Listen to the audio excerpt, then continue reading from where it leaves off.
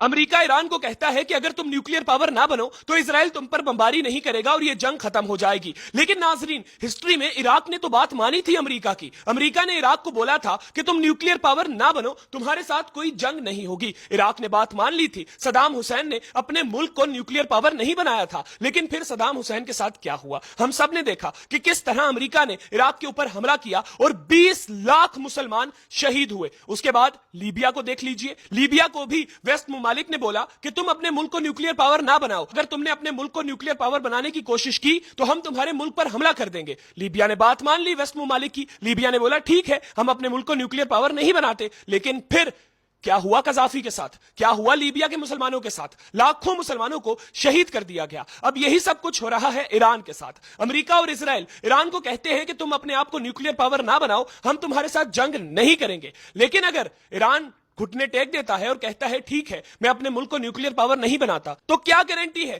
امریکہ ویسا ایران کے ساتھ نہیں کرے گا جیسا اس نے عراق کے ساتھ کیا؟ جب بات آتی ہے مسلمان کی کہ مسلمان کے پاس طاقت آنے والی ہے، مسلمان نیوکلیئر پاور بننے والا ہے، تو یہ سارے ویسٹ ممالک اکٹھے ہو جاتے ہیں اور کہتے ہیں کہ اگر کسی مسلمان ملک کے پاس نیوکلیئر پاور آ گیا تو یہ خطے کے امن کے لیے خطرہ ہوگا. پاکستانیوں، پاکستان کے پاس نیوکلیئر پاور ہونا اللہ کی بہت بڑی نعمت ہے. ہمیں اللہ کا شکر ادا کرنا چاہیے کہ ہم آج نیوکلیئر پاور ہیں، جس کی وجہ سے دشمن ہم پر میلی آنکھ اٹھا کر نہیں دیکھ سکتا. اس کے ساتھ ہی مجھے دیجیے اجازت. اللہ حافظ.